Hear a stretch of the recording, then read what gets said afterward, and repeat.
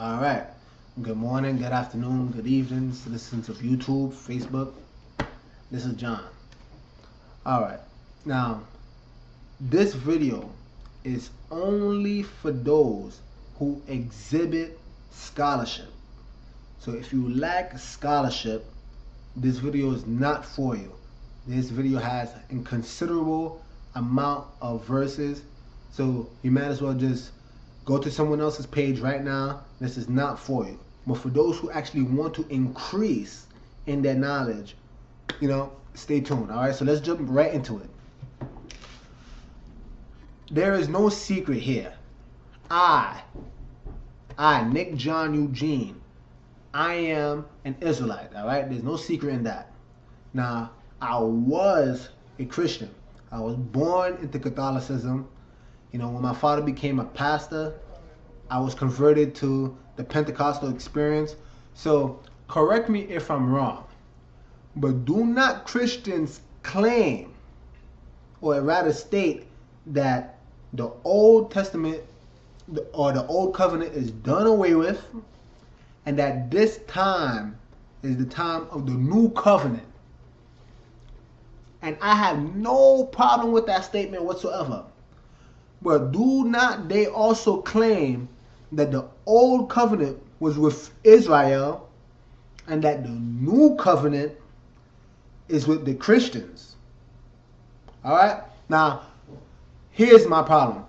Now, I don't care what anybody has to say. I don't care about your opinion. I don't care about what you have personally set up in your own book of the law. Let's see what the Bible has to say, all right? Let's see what the Bible has to say. So let's get right into it. We're going to go to Jeremiah 31, verse 31, all right? Bear with me as I find some of these verses, all right? And let's actually read what the new covenant is, all right? Shall we? All right, Jeremiah 31, 31, all right? Behold, the days come, saith the Lord, that I will make a new covenant. All right? Do you hear this? This is the new covenant. All right? The new covenant that Christians claim to be a part of. All right? So let's hear this. I will make a new covenant with the house of Israel and with the house of Judah. What? Wait, whoa. Let's pause. Are you telling me that the new covenant is not with Christians, but with the house of Israel and the house of Judah? So, all right, let's continue. Not according to the covenant that I made with their fathers in the day that I took them by the hand to bring them out of the land of Egypt, which my covenant they break. All right. So this is referring to the so-called old covenant that was made with Israel, but they broke that covenant through their disobedience. All right. Which covenant they break, although I was a husband unto them, saith the Lord. But this shall be the covenant that I will make with the house of Israel. You see? So again, despite the fact that Israel broke the covenant, the old covenant, this new covenant is still with the house of Israel. And you can go to any translation. I'm reading from the King James. But go to any translation and you're going to see the same thing. The new covenant is not with Christians, all right? It's with the house of Israel. Continuing on in verse 33, after those days, saith the Lord, I will put my law in their inward part and write it in their hearts, and will be their God, and they shall be my people. That's very interesting. All right, and I'm gonna go back into that later in time. All right, so but let's just bear in mind that the new covenant is indeed only with the house of Israel and the house of Judah. It's not with Christians. All right. Now, most of these Christians today are probably gonna be like, "Oh well, John, you're reading from the Old Testament." All right, fine. Let's go to the New Testament. All right, we can go on to Hebrews 8. And we'll start at 8, all right, shall we? Let's get right into it. All right, Hebrews 8, verse 8. Here's read. For finding fault with them, he saith, behold, the days come, saith the Lord, when I will make a new covenant, the new covenant, all right, with the house of Israel and with the house of Judah. Again, even in the New Testament, they claiming that the new covenant is with the house of Israel and Judah. So what are these Christians claiming? I don't know. I really don't know. Let's continue. Verse 9. Not according to the covenant that I made with their fathers in the days when I took them by the hand to lead them out of the land of Egypt, because they continued not in my covenant, and I regarded them not, saith the Lord. For this is the covenant that I will make with the house of Israel after those days, saith the Lord. I will put my laws into their mind, and I will write them in their hearts, and I will be to them a God, and they shall be to me a people. Do you hear this? If you simply go back and listen to when I read Jeremiah, 31 verse 31 to 33, Hebrews 8 verse 8 to 10 is almost verbatim. So they're talking about the same new covenant. But again, what point am I stressing? That it's made with the house of Israel and the house of Judah. So if you're not from the house of Israel and the house of Judah, this covenant is not for you. Now, let's wait. Let's stop right there, all right? Because now people, Christians, are going to say that, oh, but for God so loved the world that he gave his only begotten son. Christ came to save the whole world. All right, fine. This is what you claim, right? Now, I have here this dictionary app, all right? Now, here's the problem with people today. Because you hear the word world, and without you doing your research on what the word world actually means, you just assume that he's talking about the entire world and all the inhabitants that dwell on the earth, all right? But let's see what the definition of the word world actually is, all right? Let's check this out, all right? Here's one definition. The earth or globe considered as a planet. All right, this is similar to the way the Christians have the Christians' mindset. All right, here's another definition. All right, humankind, the human race, humanity. Again, so for God so loved humanity, for God so loved the human race, the world, that he gave his only begotten son. You see, so this is the mindset of the Christians. All right, but look at this. This is what's very interesting. All right. 6 mentions the class of persons devoted to the affairs. Do you hear that? The class of persons. Here's another definition of the word world. A particular class of people with common interest. Here's another one. Any sphere or realm or domain. Do you see this? Now, this is the world that was referred to when it was mentioned for God so loved the world. Because you must ask yourself this. Did Christ truly come to save the whole world? Now, I know what Christians are going to say out of, through emotion and according to their opinions. But isn't it funny how Christians claim to follow the Bible, but yet there are certain verses they will never expound or touch upon? All right, here's one verse. All right, let's go to Matthew 15:24. All right, let's read this. All right, you have Matthew 15:24. All right, let's get right into it. But he answered, and the he was Christ. All right, but he answered and said, I am not sent but unto the lost sheep of the house of Israel. These are not my words. I didn't write the Bible. Christ said those words himself. He said, I was not sent but to save the lost sheep of the house of Israel. Again, you see, Christ is defining who he actually came to save. But yet, Christians ignore that passage altogether and claim that Christ came to save the whole entire world. No. That doesn't make sense. All right.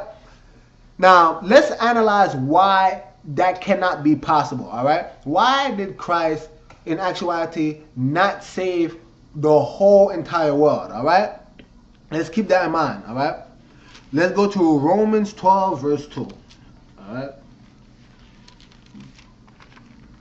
we are Romans 12 verse 2.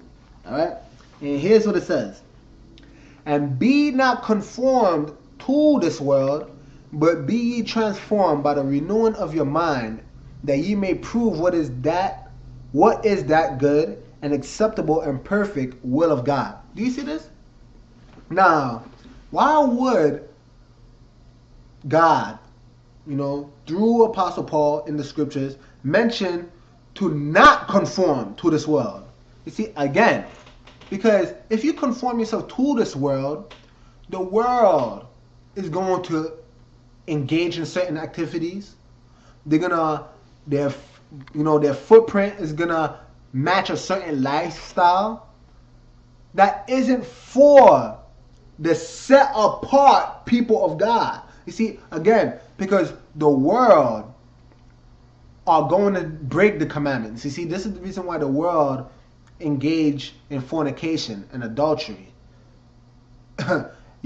And they do, all these other acts such as, incest, bowing down to statues, serving other gods, not keeping the Sabbath day, dishonoring their father. Do you see what I'm doing? Again, I'm listening to commandment because the world does these things.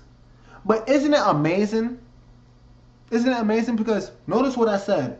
In the new covenant, which was with the house of Israel and Judah, didn't it mention that I will write my law in your heart and in your mind? Isn't that interesting? You see, most people didn't read that part of the new covenant, did they?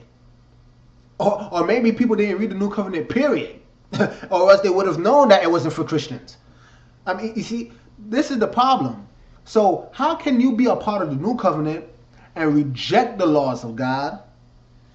Because what you're saying in actuality is that you're not willing to be set apart. You're conforming to the lifestyle and the footprint of the world. This is what you're doing. All right? How about we go to another one? All right? We'll go to John 15, 18 to 19. All right? Check this out. John 15, 18 to 19. John 15, 18 to 19. All right? If the world hate you, ye know that it hated me before it hated you. All right? Do you hear this? I'll read it again. If the world hates you, ye know that it hated me before it hated you. If ye were of the world would love his own. But because ye are not of the world, but I have chosen you out of the world, therefore the world hateth you. Do you hear that? Do you hear this? You see, again, now, how many of you have friends that are of the world, and the moment you say, no, I don't think I'm gonna smoke that cigarette, what do they automatically say? Like, oh, what's up with this guy? Or say they're gonna go to a bar, and you say, I don't think this scene is really for me. I think I'm gonna just head home. Oh, what's up with this guy? Now, talk to me, speak to me. Isn't that what they say? And why do you think that is? Again, because the world have their own form of entertainment that doesn't coincide with what the scriptures have outlined for the believers of God. All right? The Most High Yah. Now, so if you are not hated of the world, that's because you have conformed to the world. That's because you are going to engage in the same activity. So if people go to bars, you're going to go to the bar. If you have, these men dressing up in females' clothing, you're going to see people in the church dressing up in females' clothing. You see, because there is no partition. There is no separation. You see, the world is all conglomerated with the church. in this generation we live in. You see? So, and this is what you have to be aware of. You know, just look up what the word Catholic actually means. It just means universal. And how universal it is. I mean, isn't it true they are willing to embrace anybody? It doesn't matter, you know, it doesn't matter your background. It doesn't matter about your lifestyle. The whole universe can come in. Oh, for God so loved the world. No. But Christ was sent but to save the lost sheep of Israel. He didn't come to save everybody in this entire world, because everybody, the world, hates him. Alright? How about we go to James 4, verse 4. Alright? Let's see what that has to say for us. Alright?